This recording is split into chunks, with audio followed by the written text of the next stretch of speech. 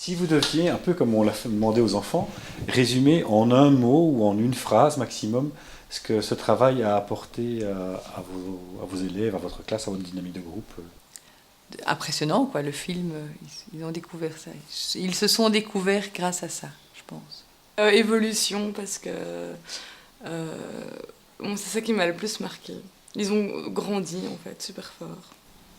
Ce que j'ai trouvé vraiment très chouette, c'est l'évolution dans le savoir parler, dans le savoir s'exprimer des enfants. Où ils ont appris à poser leur voix. Et j'ai vu ça, notamment on a eu la fête de l'école après. Et j'ai vu qu'inconsciemment, il y a des choses qui étaient passées à ce niveau-là. Comment est-ce qu'on va créer une information? Pour ça, si vous avez vu, quand vous voyez à la télévision, vous avez un journaliste, vous avez une situation catastrophique, sportive, fait divers. Il y a des personnages, il y a des personnes, eh ben, vous serez ces personnes. Et pour arriver à créer cette information, créer ces personnes, on va faire un petit peu de travail théâtral pour vous amener à être très à l'aise quand la caméra va filmer votre travail. Les exercices qu'on a utilisés dans les classes servaient surtout à les faire rentrer dans un autre univers et un peu reconnecter la pensée et le corps. Je m'appelle David.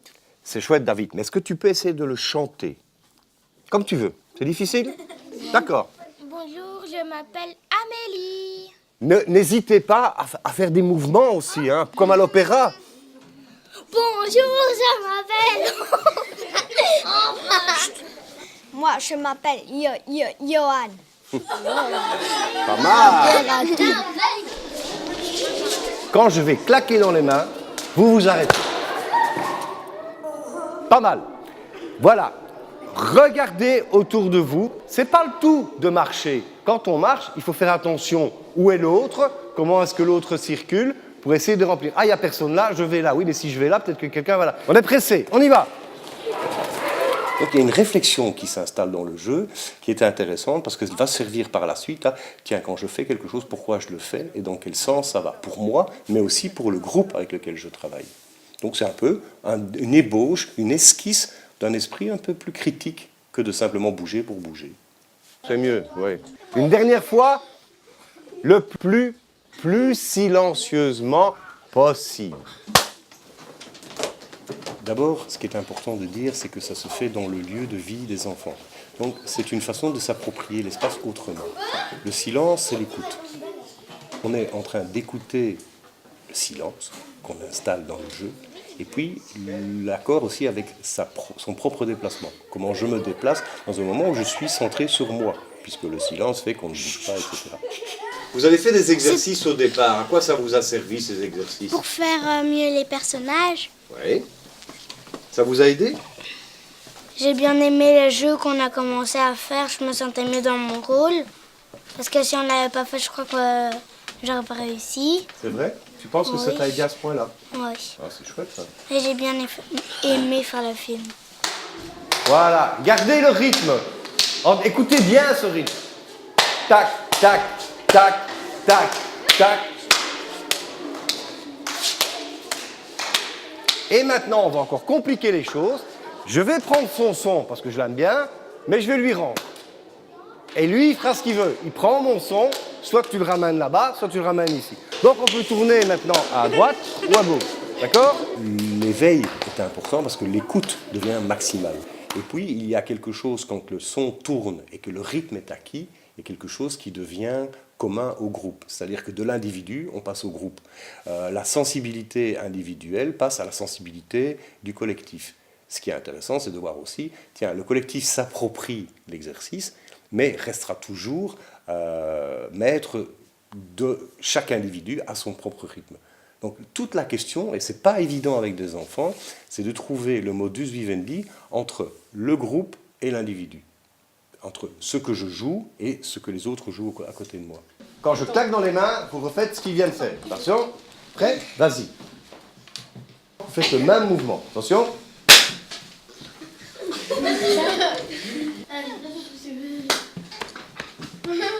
Ah oui, voilà. Mais...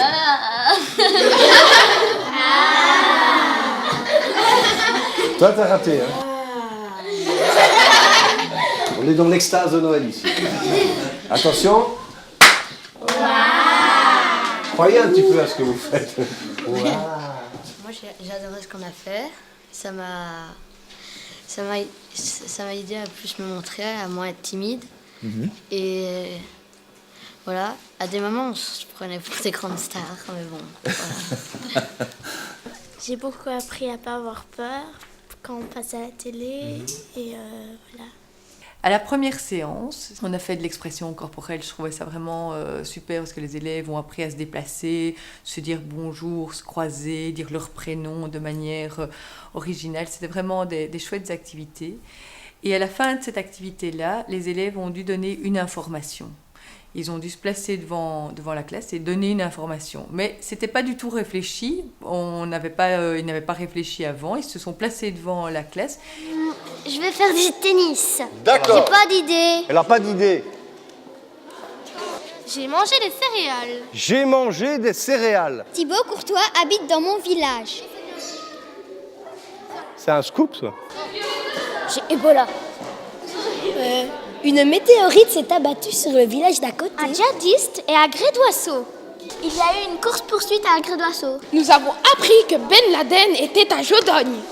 On est dans une information. Qu'est-ce que vous avez retenu? Par exemple, toi, qu'est-ce que tu as retenu de toutes les informations qu'on a dites jusqu'à présent? Oui, on a parlé beaucoup d'enfants. Je sais pas. Je sais pas. Non, ben voilà, je sais pas. Allez, Diego. Tu as retenu une information? Oui, qu'on a assassiné un enfant. Il y a une météorite qui a tombé dans le village d'à côté. Quelles sont les conséquences par rapport à la météorite? Il y a l'école qui s'est Enflammé. enflammée. Une école s'est enflammée. Il y a ma maison qui a éclaté. Mais voilà, il n'y a plus de ville, il n'y a plus de bâtiment, il n'y a plus rien. Là, on est dans un moment charnière du travail. Et donc, dans ce qu'on vient de voir comme série de petits exercices, c'était au départ, donnez-moi une information. Et ils se racontent, ils disent, j'ai mangé du brocoli, je suis pas bien, etc. Et en approfondissant, en questionnant les enfants, on se dit, mais est-ce que ça intéresse les gens? Et puis, ils construisent quelque chose autour de « j'ai mangé du brocoli, mais il était empoisonné ». On est déjà dans une information. Et plus on va avancer dans le travail, plus on va explorer ce qu'ils ont envie de dire, plus ils vont se rendre compte que dire quelque chose au plus grand nombre, il faut aussi que ça soit réfléchi, que ça soit précis, que ça soit cadré. Et donc, le théâtre, par définition, amène quand je suis en représentation, c'est parce que j'ai envie que le plus grand nombre comprenne ce que je veux faire passer. On est parti des 18 phrases, des 18 informations des élèves et je leur ai demandé de les regrouper, les phrases qui pensaient aller ensemble, mais sans donner aucune explication. Il y a un moment où on a mis une phrase, mais dans deux ensembles. Pourquoi est-ce qu'on a mis ça dans deux ensembles? Parce que il y a une phrase qu'elle peut faire rire et la même phrase elle peut même faire peur. Quelle phrase? On a retrouvé des mitraillettes et c'était aussi une information. Je suis le présentateur de à la télévision et je dis on a retrouvé des mitraillettes. Et je vous avais demandé d'imaginer ce qu'il y avait juste derrière moi. Et Brieux, il avait dit quoi? Pourquoi ça te fait peur si c'est dans ton quartier? Parce que si c'est dans notre quartier, alors ils viennent peut-être nous tuer. Je dis la même info. D'accord? Sauf que le décor derrière, il va changer. C'était Elianor qui avait réfléchi. Dans un champ de bataille. Et elle faisait quoi dans un champ de bataille, ces Elles étaient mitraillettes? toutes rouillées. Elles étaient toutes rouillées. Elles proviennent d'où, David? Tu vas avoir la parole dans une seconde. Oui. De la guerre. Voilà, c'était des vieilles mitraillettes de la guerre. Et ça ne te fait pas peur. La dernière chose, voilà, on s'était dit, voilà, on part en classe verte. La phrase, c'était on part en classe verte. Et puis on ne revient plus jamais. Et là, les élèves... Ils ne savaient pas très bien où placer cette phrase. C'était interpellant. Donc je trouve que dans ce cas-ci, c'est un bon exemple de voir comment l'institutrice ou le cadre scolaire peut s'approprier le travail qui est proposé. C'est qu'eux, ils peuvent insérer ça dans un moment plus opportun, dans un temps défini. Et ça, c'est une réussite. On a posé des questions tout à l'heure. Est-ce qu'il y a beaucoup de SDF? Comment ils sont déguisés en clowns? Comment est-ce qu'on les repère? Envahir, ça veut dire quoi? Où est-ce qu'ils sont? À Bruxelles, dans la partie flamande, la partie francophone? Est-ce que les gens sont paniqués? Essayez d'étoffer un peu les choses. Vous allez faire d'abord de groupe en groupe. Et puis, en discutant, vous allez choisir chacun un personnage qui va présenter l'information. Vous pensez à quelqu'un qu'on pourrait interroger? Les clowns. Les clowns, on va les interroger. Pourquoi vous avez tué? Tiens, qu'est-ce que ça vous fait? Vous vous sentez bien aujourd'hui? Non, mais le jeu, il était présent, mais ils l'ont pas agressé, mais il était présent quand il a vu. Ah, un témoin. Un témoin. Et Donc, une fille ou deux agressées, un témoin, un journaliste, un reporter. C'est des vrais SDF, c'est des faux SDF, c'est des des clowns, vrais, c'est des c'est faux des clowns. vrais, Ils envahissent la Belgique. Pourquoi est-ce qu'ils envahissent la Belgique? Parce qu'ils inventent des Pourquoi? maisons, ils n'avaient pas de maison. C'est pas de maison. Pour faire peur aux petits. C'est pas des clowns très sympas. Ils sont cruels. Ni des SDF très sympas. Est-ce que dans le travail que vous avez fait ici, finalement vous avez fait quoi? On est parti d'une idée qui est commune. Hein? Vas-y, je t'écoute. On a séparé 2 idées, on a fait des groupes et on a Oui. pris des idées différentes pour voir si on pouvait faire différentes idées. Donc c'est vraiment Donc pour voir... toi au départ, on a fait 2 groupes d'office Oui. pour faire 2 idées différentes. Oui. Oui, parce qu'on voit souvent à la télé, par exemple si on va sur RTBF, on voit différent que sur RTL. Donc des fois on se demande lequel est la vérité. Quand je claque dans les mains, vous allez descendre de votre place et vous allez me faire une statue joyeuse, immobile, qui ne parle pas, qui ne communique pas, simplement nous montrer que vous êtes joyeux. Génial. Attention que quand on est dans la sculpture, on ne bouge plus évidemment. Hein. Et si vous avez envie, vous pouvez un peu regarder à gauche et à droite, voir comment les autres ils ont fait. C'est pas mal. Mais le jeu des statues, c'est surtout pour les enfants de prendre un temps d'arrêt et dans la position d'une statue, d'une sculpture, c'est de vivre l'émotion. C'est de la faire vraiment circuler dans le corps en disant, tiens, si je suis joyeux, c'est tout le corps qui est joyeux, comment je ressens les choses. C'est vraiment un moment de pause qui est aussi une ajoute à tous les autres exercices pour être le plus juste par rapport à l'émotionnel. Quand je claque dans les mains, vous devenez un enfant qui est perdu. Sans bouger. Donc, tu n'as pas compris la consigne. Vous allez me présenter une statue d'un parent qui s'inquiète. Prêt? Oui.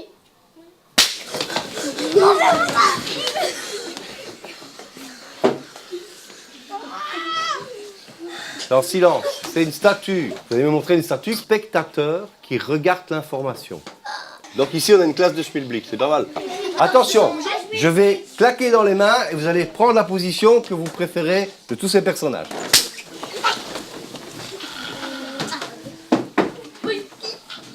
Il y en a que je vois que je comprends, et il y en a que je comprends moins. Tu es quel personnage? Une maîtresse. Qui compte ses enfants. Qui est en train de compter les enfants dans la forêt. Pour la Xème fois. Un schmilblick. Un schmilblick aussi. Yanis, conducteur. Un conducteur de bus. Un enfant perdu. L'information de départ, c'est il y a une classe qui part en classe verte et pendant le trajet, le car a un accident et tous les élèves sortent du car et disparaissent dans la nature, on ne sait pas où ils sont. La petite sœur qui s'inquiète. Au départ, ils ne pensaient pas prendre le rôle de quelqu'un d'autre, ils pensaient jouer leur propre rôle. Et ça a été difficile mais tiens, on ne peut pas interroger les enfants puisqu'ils ont disparu, donc on ne peut pas vous interroger vous. Quelle personne est-ce qu'on peut interroger? On peut interroger le chauffeur du car, les parents, donc les personnes présentes, le directeur du centre, ces personnes-là, on peut les interroger. Ok, donc tu as bien cerné les personnages que tu vas devoir interroger. Oui. D'accord. Attention, première question. Quel est votre sentiment? Mais qui? Les victimes. Attends, mais elle a raison. À qui tu t'adresses? À Georgette ou à Camille? Il faut que tu précises aux gens qui sont devant la TV ce que tu fais, parce que si tu débarques, vous êtes qui, vous ressentez quoi, il n'y a personne qui est au courant de quoi que ce soit. Donc, un journaliste, c'est quand même fait pour présenter la situation qu'il va décrire. Hein. Donc, en 2 mots, voilà, tu expliques ce que tu fais devant la caméra. Et puis, tu t'adresses aux victimes. Ok? Vas-y. Il y a des SDF déguisés en clown qui envahissent la Belgique. Je vais me diriger vers les victimes. Merci. Bonjour. Quel est votre sentiment? Hein? Choquée. Où étiez-vous? On sortait de l'école. Quand vous est-il arrivé?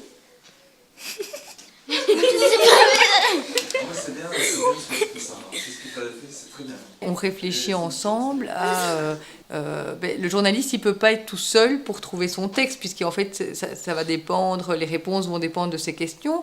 Et donc, ce travail aussi de collaboration, c'est important pour... dans une démocratie au niveau citoyen, il faut arriver à parler, arriver à discuter, à dire non, moi je vais dire ça. Et donc ça, c'est important aussi. On ne fait pas toujours en classe cette démarche jusqu'au bout, quoi. C'est eux qui créent tout. C'est quoi qui vous a plu dans toute cette histoire? C'est de créer une histoire. C'est de créer une histoire. Je suis d'accord avec elle. Journaliste qui travaille en Afrique, hein. C'est toi, hein? Toi, tu travailles en Belgique. Toi, tu es là, au studio. Lui... On a créé un tableau où tous les intervenants de cette information sont réunis dans une position de sculpture avec chacun une émotion propre. Voulez-vous bien répondre à quelques questions? Non. Nous respectons votre tristesse. Je vais interroger le directeur. Bonjour.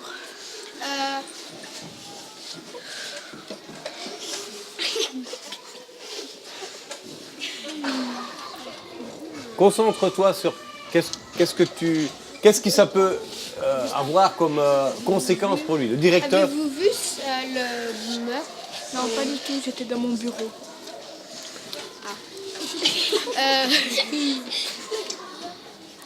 Donc ils se sont rendus compte qu'à ce niveau-là aussi, l'information est construite, et ça, voilà. Que être journaliste, en fait, ce qui se passe, c'est comme dans beaucoup de métiers, être journaliste a l'air simple, on pose une question à quelqu'un qui est là, on ne se rend pas compte du travail peut-être qui est derrière. Qui peut me dire de quoi a-t-on besoin mercredi prochain quand nous allons venir filmer cet événement dramatique qui s'est passé dans cette école? Le lieu où on va le tourner. Le lieu où on va le tourner. Le lieu où on va tourner toutes les séquences, d'accord? Oui. Pas seulement la tienne, mais celle de tout le monde. Et ce ne sont pas les mêmes lieux. Ça c'est une chose. Deuxième chose. Quand il faut s'habiller pour qu'on sache quand on nous voit qui on est. Parce que si je m'habille en clochard, je suis pas le Très bonne remarque, effectivement. Chacun essaye de trouver pour mercredi prochain quelque chose qui l'identifie rapidement. Tu vois, il ne faut pas essayer de découvrir dans un costume compliqué. Il faut, on le voit, ok. Tu penses, par exemple, toi qui es journaliste, tu penses à quelque chose? Bah oui, déjà... C'était assez amusant de voir que les enfants, finalement, se rendaient compte que pour créer une atmosphère, il ne fallait pas grand-chose. Ces espèces de trucages, puisqu'on fait croire qu'on est dans une salle de rédaction alors qu'on est en fait dans la salle informatique de l'école, ils disent c'est peut-être qu'à la longue, ça peut leur apprendre que oui, mais je vois ça dans un sujet télévisé ou dans un film, mais je sais que c'est pas la réalité. Enfin, est-ce que c'est vraiment la réalité ou pas? À ce niveau-là, je trouve que ça peut être intéressant par rapport à leur perception de ce qu'ils voient à la télévision, et peut-être de ce qu'ils lisent aussi, puisqu'ils se sont rendus compte que leurs scénarios, que leurs idées de départ ont évolué en deux scénarios différents. Puis-je vous interrompre? Là, elle n'est pas dans l'interrompage. Alors il faudrait peut-être qu'elle fasse semblant de faire des photocopies. Oui, c'est ça. Comment faire les photocopies? Tu fais semblant de chipoter au bouton et tout ça. Là, tu tiens. Ici, tu vas mettre... Non, tu touches pas, mais tu mets ta main. Toi, tu y vas. Et puis je vous interrompre. Et hop, hop, hop, hop, hop. Voilà. Tu restes pas avec ton bras tendu comme si tu allais appuyer sur le bouton. Hein. Oui. Puis-je vous interrompre une minute? Oui. Qu'êtes-vous en train de faire? Je fais des photos. On recommence depuis le début? T'es prêt? Oui. Allez. Moi, je suis content parce que j'ai appris plein de choses. J'ai appris que c'était pas vraiment facile de faire un film. Au début, moi, je croyais que c'était beaucoup plus facile, mais on doit faire plein de scènes, répéter. Ça, tu t'y attendais pas? Non. Toi, tu pensais qu'on allait Pas mettre la du tout. caméra, tu jouais, puis c'était fini. Oui, moi aussi. Ah ouais. Oui, tout le monde croyait ça. Tout le monde croyait ça. Au début, je pense que pour eux, c'était juste tourner, être filmé et faire un truc un peu rigolo. Et d'ailleurs, ils le disent au début, ils disent que ça, c'est marrant, c'est marrant. Mais sur la fin, on voit dans leur réflexion que ils ont mieux compris, en tout cas. Ils ont plus analysé, quoi. Ils ont compris que c'était ça qu'ils devaient faire, qu'ils devaient analyser. Et ça, oui, donc, je trouve qu'ils l'ont bien senti.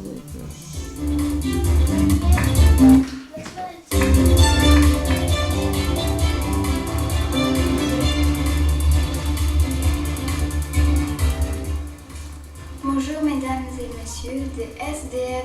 Je crois vraiment qu'ils ne vont plus regarder le JT sans se poser des questions en disant mais tiens, qui est-ce qu'ils ont coupé, qui est-ce qu'ils ont interrogé d'autres, voilà. Se poser des questions en regardant une image, oui, je pense. C'est vrai qu'une information peut la traiter de manière différente et que pour le spectateur, parfois c'est un peu compliqué pour savoir si c'est vrai ou si c'est faux. Et alors pour ça, on peut se renseigner sur d'autres sites, d'autres Je sais journaux. aussi avec Madame Camille, vous avez été voir un studio, vous avez rencontré des journalistes. Par rapport à tout ça, qu'est-ce que ça t'a apporté? Qu'est-ce que ça t'a fait découvrir? Mais plus de choses. Excuse-moi, Plus j'ai pas de entendu. choses. Beaucoup de choses, oui, mais tu sais en préciser une éventuellement? Ouais. Moi, ça m'a fait... Enfin, j'ai compris comment on faisait derrière le studio et tout ça, comment on préparait les archives et tout ça. Et c'est ça qui était intéressant, que c'était un projet à long terme. Pour la prise de conscience, je trouvais que c'était plus intéressant que de simplement faire, voilà, on fait une animation, on observe une fois les news. Ici, ben voilà, ça s'est construit, ça prend du temps. Enfin, ça prend du temps finalement. Oui, il y a plusieurs séances, mais en 3 mois, c'était fait. Donc, c'est pas non plus comme si c'était en... Oui, et puis c'est une fois par semaine, c'est pas non plus... Oui. Oui, non, moi, ça m'a pas... Non. Puis c'était bien qu'il y ait des séances espacées, parce que ça permettait de réfléchir entre les séances. Je vois les enfants d'une séance avec l'autre. Bon, la première séance, on a bien rigolé, mais la deuxième séance, ça allait déjà mieux, parce qu'ils avaient déjà intégré. Même si on n'en a pas forcément reparlé en classe entre 2 séances, je crois qu'il y a des choses qui font leur chemin. C'était vraiment une chouette expérience à faire et j'aimerais bien réessayer de la faire par moi-même, mais forcément à une échelle plus petite peut-être. Mais... Oui. Je pense qu'avec des moyens plus réduits, on ne sait pas faire tous les montages, genre remplacer la voix de quelqu'un comme ça a été fait dans le 4e film où on enlève un mot, on en met un autre. Ça, je pense, concrètement, je ne saurais pas faire. Mais filmer, réfléchir un petit peu au plan, enfin, à la prise de vue, je pense qu'il y a moyen de faire ça dans une classe. Et au niveau expression orale, expression corporelle, je trouvais ça quand même 10 fois plus riche en expression orale que simplement réciter une poésie ou jouer une petite scène finalement en classe. Ça avait un autre impact parce qu'il y avait une caméra. Et donc il se voit que finalement, parce que moi je fais souvent du théâtre avec eux, je ne les filme pas spécialement. Et je trouvais que la caméra était intéressante pour ça. Donc moi je pense qu'il y a vraiment moyen de le faire en classe. J'ai la chance de les garder 2 ans. Et donc, moi, ce projet, avec cette classe-ci, je pense continuer à faire d'autres choses avec eux par rapport aux médias. C'était chouette. Et je me suis dit, la vie, c'est un parcours spécial, un labyrinthe. Il y aura des portes. Et quand on ouvre la porte, on a une surprise. Voilà. C'est joliment dit.